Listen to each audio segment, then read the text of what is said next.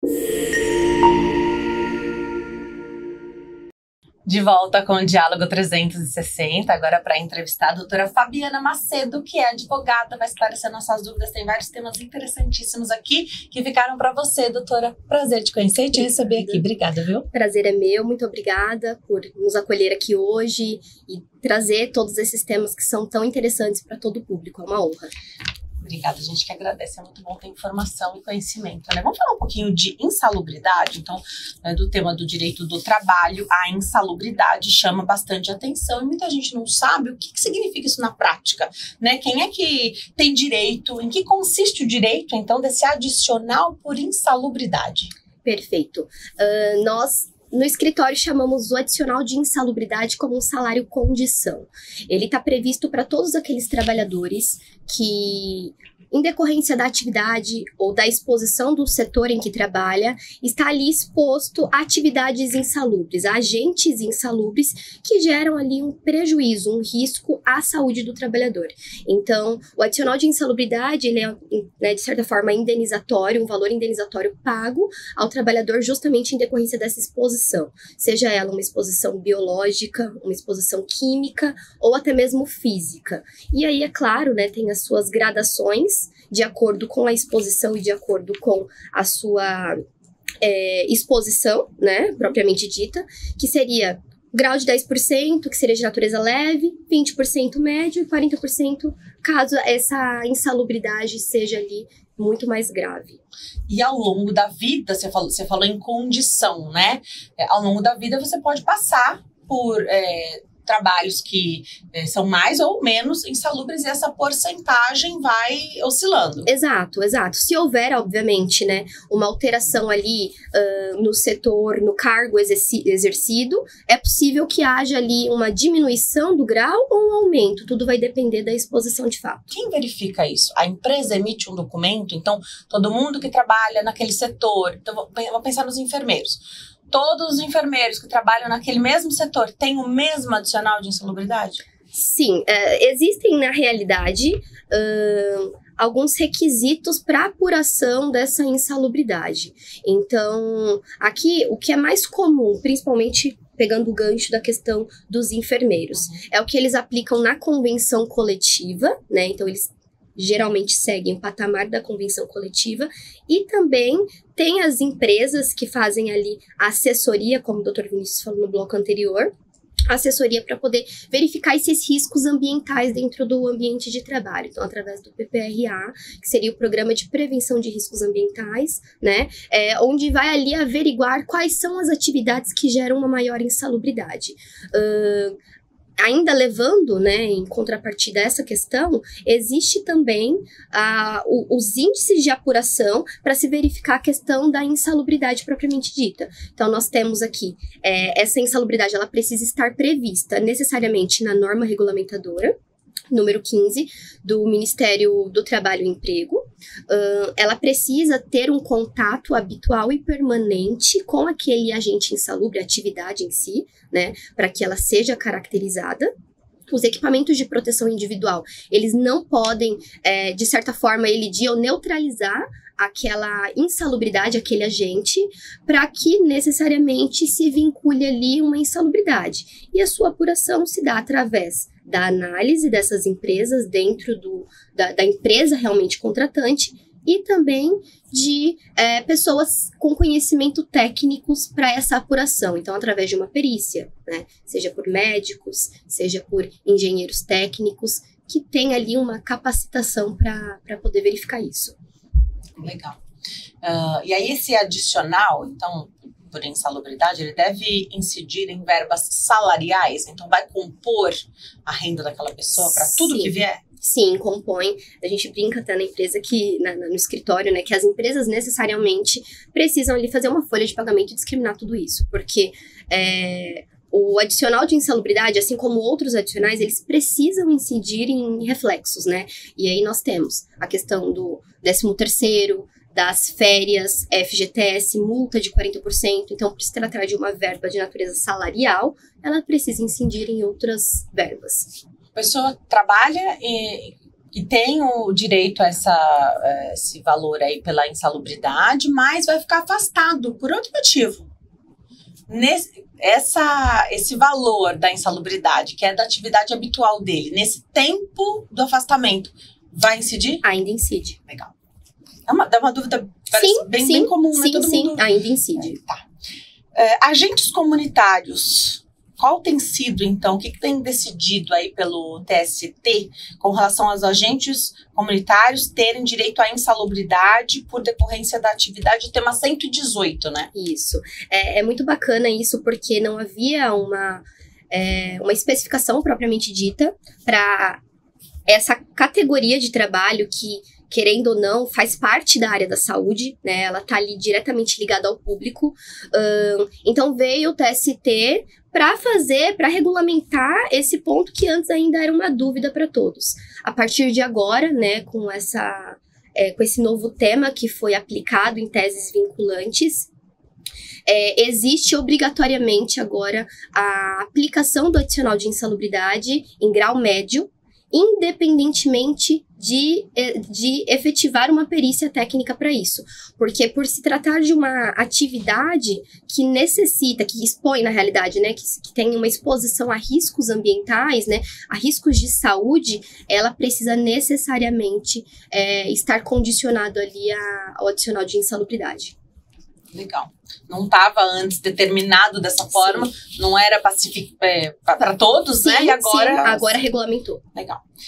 E muita gente confunde insalubridade com periculosidade, doutora. E é diferente, né? Totalmente diferente. Quando a gente fala de insalubridade, estamos falando do prejuízo à saúde, né? Que se deteriora em decorrência da atividade com o tempo. Enquanto o adicional de periculosidade, ele está voltado ao risco à vida, né? Aqui nós temos inúmeros exemplos em que se enseja um adicional de periculosidade.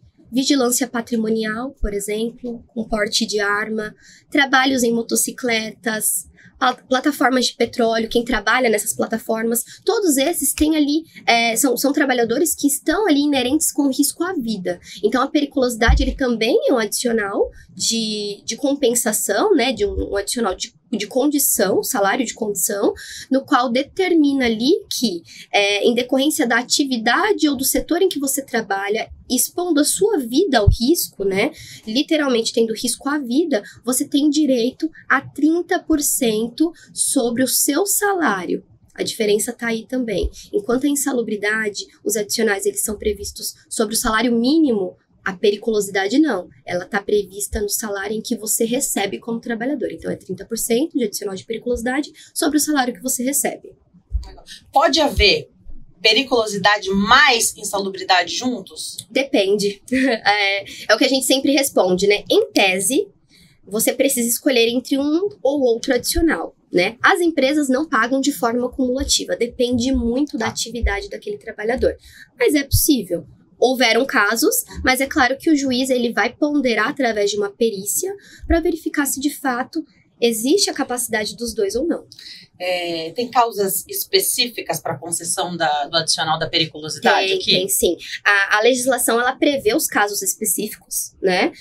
Seja inflamáveis, eletricidade, né, trabalhos com eletricidade. Nós temos aqui o exemplo do eletromecânico, por exemplo, que é uma atividade que quase ninguém tem conhecimento da periculosidade e ela enseja motoboys que trabalham ali com a sua motocicleta ou com aquelas fornecidas pela empresa e para que enseje também, né, o adicional de periculosidade existe necessariamente a exposição habitual e permanente, aquela periculosidade, aquele perigo de vida, né? Precisa também de uma perícia técnica de pessoas capacitadas e precisa estar previsto na norma regulamentadora número 16, que aí ela é diferente da insalubridade. 15 é da insalubridade, você falou, né? 15 é insalubridade e a 16 seria periculosidade pelo Ministério do Trabalho e Emprego. Legal. E esse adicional também precisa compor e fazer férias, 13º? Precisa. Inclusive, é muito interessante isso, porque nós temos um caso, assim, falar rapidamente lá no escritório, em que o nosso cliente ele não recebia. Ele recebia periculosidade, né, na condição de trabalhador dentro da empresa, mas a empresa não incidia não caracterizava a periculosidade sobre os reflexos. 13º, férias, aviso prévio. Inclusive, a nossa composição de ação, ela justamente está voltada para isso. Porque como o trabalhador recebe um salário condição e não recebe os reflexos sobre isso. É necessário. Então, sim, ele compõe também. Tá.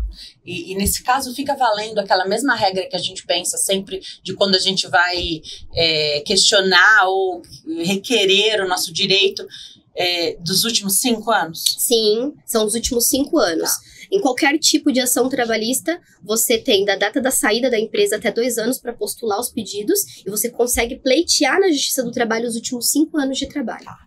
Legal. Vamos falar um pouquinho das relações domésticas. Sim. Até acho que foi o Dr. Vinícius que comentou um pouquinho aí das mudanças. Dá para dizer quais são hoje os principais direitos do empregado doméstico, de acordo com a lei complementar, que tem o número 150 de 2015, né? Isso. Então, a mudança, ela é recente. Denise, 10 anos. A gente ainda chama de recente, né? É recente, Denise, porque é uma categoria que lutou tanto para conseguir, né, uma parametrização na justiça, os seus direitos efetivamente garantidos. Então, é recente. A lei complementar, ela veio para trazer aí modificações favoráveis ao empregado doméstico e, consequentemente, resguardar o empregador, né? Como bem dito pelo doutor, a gente atua nas 2 áreas, então a gente sabe onde é que tá pecando, onde é que os empregadores domésticos tendem a errar. Hoje, como requisito principal, obviamente, é o registro em carteira. Não existe empregado doméstico que exerça suas atividades mais de 2 vezes na semana sem registro. Não existe, né? Nós temos também a questão da jornada de trabalho, ela é computada sendo 8 horas diárias, 44 horas semanais, podendo ter ali uma fruição de até 2 horas a mais de horas extras, mas é claro, isso pode ser acordado com o empregador doméstico, se vai ser em hora compensada ou se vai ser pago efetivamente as horas extras com adicional de 50%.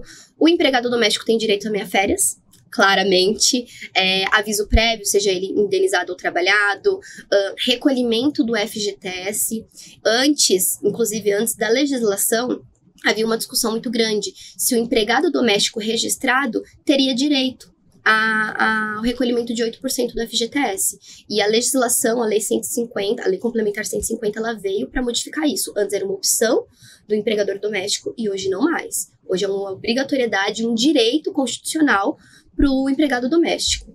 Legal.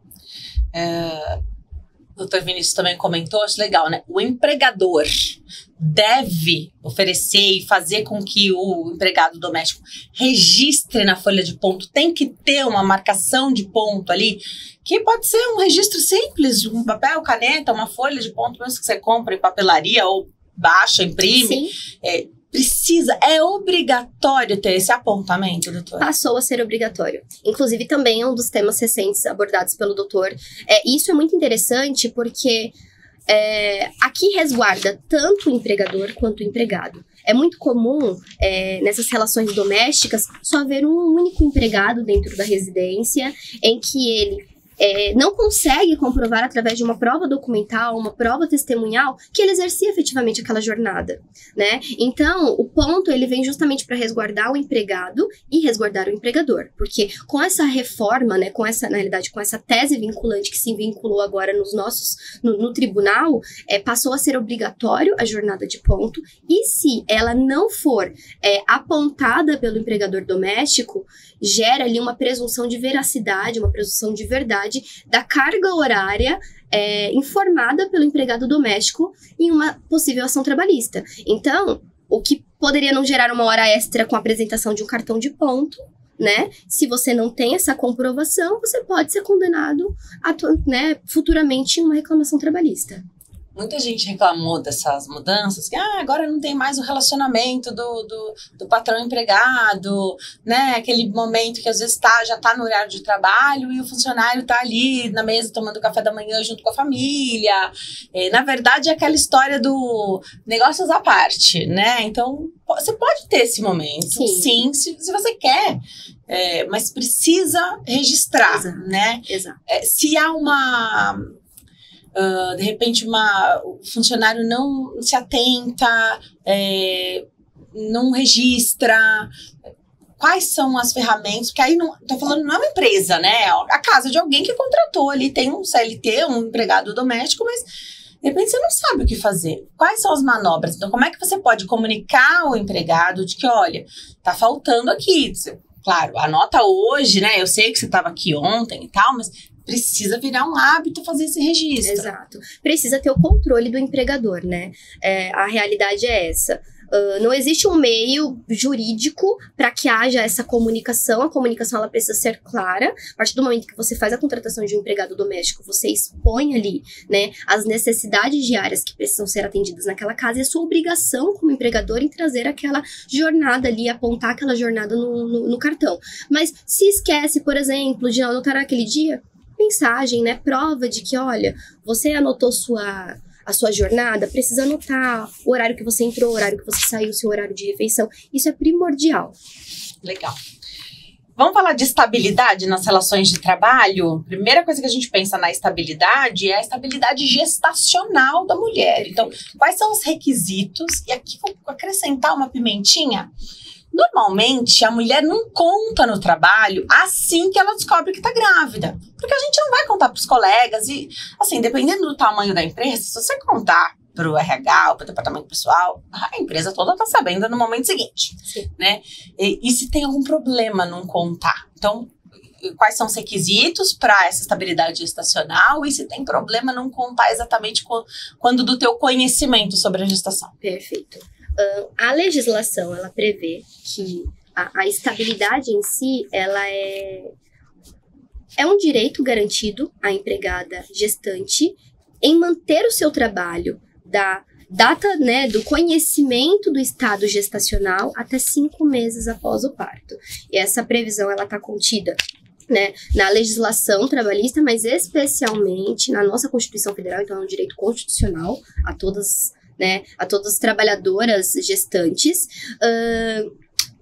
Essa questão que você levantou com relação ao momento exato de dizer, tem agora antes não tinha, mas agora tem.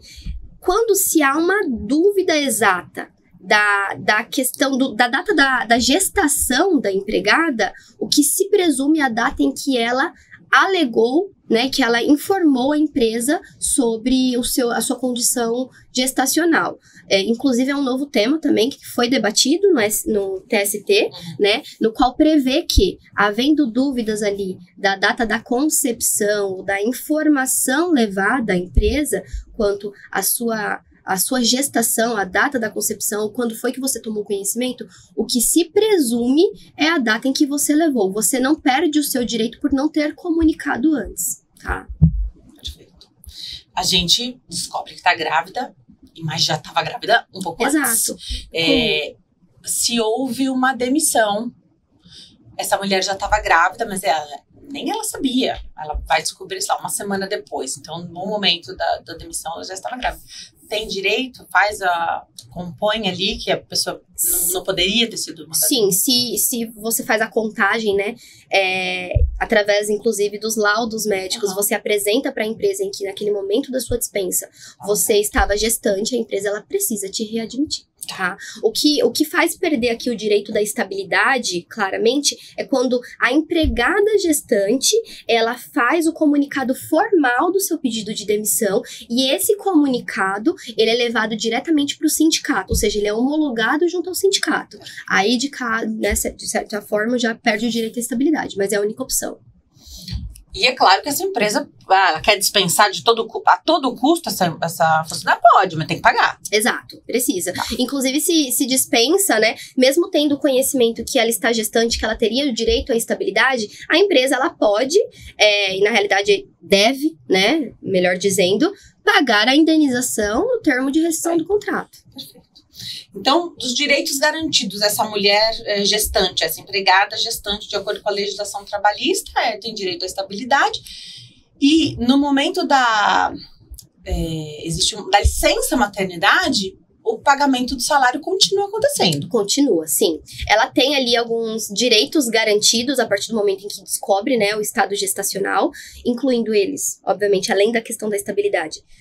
A licença maternidade, que aí é concedido, né, pelo INSS, né, ou pela empresa, a depender da situação do contrato de trabalho dela. Ela tem direito também a afastamentos para consultas médicas, para idas aos médicos, né, justamente por conta da sua condição. É claro, após o parto, a mãe lactante, ela tem direito a 2 afastamentos da sua jornada durante o dia para amamentar, então seria 30 minutinhos a cada afastamento para conseguir fazer a amamentação. Tem direito à estabilidade, obviamente, né, e no caso de estar gestante e estiver exercendo ou exposta a atividades insalubres ou periculosas, ela pode ser readmitida em uma outra função, realocada em uma outra atividade, mantendo o salário, inclusive, que ela recebia como na função anterior, tá? E posteriormente ela retornaria. Você falou dessa pausa em jornada, né? Então, ela pode acontecer, e se a mulher, não, ela prefere converter isso em outro benefício, pode também, que tem aqueles 15 dias de afastamento, pode ou não? É possível, mas geralmente as empresas, elas precisam seguir, né? Porque é previsão legal, então, geralmente a empresa segue, porque se a empresa não concede, pode virar até 1 hora extra, por exemplo. Porque é direito da empregada gestante, né? Lactante, no caso, essas pausas de 30 minutos por dia, 2 vezes ao dia, para poder fazer a amamentação, porque senão ela estaria descumprindo a lei. Legal. E pensando aqui nessa questão da estabilidade, né? Falamos da gestação e a estabilidade por acidente de trabalho, que mudou também, né? Mudou. A estabilidade por acidente de trabalho, ela tem previsão na legislação, assim como a estabilidade gestacional, e ela prevê ali a estabilidade de 12 meses, a partir do momento em que tem um comunicado do acidente de trabalho. Mas teve uma alteração também, que isso é muito interessante, inclusive é uma discussão nossa no escritório, porque geralmente o cliente nos procura falando, me acidentei e fiquei afastado por 14 dias, foi acidente de trabalho, tenho direito à estabilidade? Antes, não, era difícil, muito difícil. Hoje em dia, não. O TST veio, pacificou o entendimento de que, se você gerou ali uma questão de estabilidade, né? Teve um acidente de trabalho, e a partir do momento em que teve um nexo causal da atividade com esse acidente, se comprovou isso, você gera o direito à estabilidade, independente do prazo ali estabelecido, seja de 15 dias ou superior a 15 dias. Esse nexo causal se dá através desse documento, que é a CAT também, né? Exato, abertura da CAT, e não necessariamente precisa você receber antes você tinha que receber o auxílio doença acidentário, que é o B91. Agora não. Com a alteração do tema, agora não, independente, mas precisa ter a abertura da CAT. Sofreu um acidente de trabalho, só que a empresa não emitiu a CAT. Você pode, de forma arbitrária, abrir a CAT. E isso é muito interessante porque o artigo 21, se eu não me engano, tá, da legislação que trata sobre os acidentes de trabalho, ele fala que a abertura da CAT, ela é obrigatória pela empresa, mas ela pode pode ser aberta também, né? Pode ser emitida pelo próprio acidentado. Temos um caso muito interessante no escritório em que o trabalhador, ele sofreu um acidente de trabalho e a empresa se negou a abrir a CAT. E era claro o acidente de trabalho porque teve redução da mobilidade dele, ele ficou mais de 90 dias afastado e ainda assim a empresa, além de dispensar, ele não abriu a CAT. E aí ele nos procurou antes da dispensa dele e perguntou, o que eu faço? A nossa orientação foi, faça a abertura da CAT e informe que foi acidente de trabalho. A ação, né, ela tramitou aí, teve aí um laudo positivo comprovando que aquela perda da capacidade dele naquela atividade em específico foi decorrente das atividades. Então, comprovou-se. Então, tem 1 ano de estabilidade. 1 ano de estabilidade. Para dispensa sem causa, né? Então, sem justa causa, isso. Acredito eu. Isso, geralmente para dispensa sem justa causa. Legal. A gente termina nossa conversa, porque essas foram as novidades, né? Tem muita coisa que surgiu aí que os temas do direito estão sempre em evolução, o direito é vivo, né? Então a sociedade vai se movimentando, o direito vai se adequando, adaptando. Então é muito legal ter profissionais que venham esclarecer as nossas dúvidas sempre. Doutora, muito obrigada. Eu que agradeço. E receba aqui o mimo da farmácia de manipulação Empório Magistral, que está conosco desde o primeiro episódio. Eu falo que é fundamental ter sempre à mão o contato de uma farmácia de manipulação. A Empório é a minha farmácia de escolha, então anote o telefone que você liga ou manda mensagem pelo WhatsApp com esse número. 11 50 89 5123. Está lá no Instagram também, @Empório Magistral e www.emporiomagistral.com.br. Para comprar os produtos ou pedir o seu manipulado, mas também para tirar dúvidas aí sobre saúde, tudo que um farmacêutico puder te ajudar, a Empório está lá com profissionais capacitados para responder suas dúvidas. Obrigada, doutora Fabiana. Obrigada. A doutora nem vai sair daqui, a gente só vai reconfigurar o pessoal aqui. Eu volto já já com todos os meus convidados do dia. Obrigada.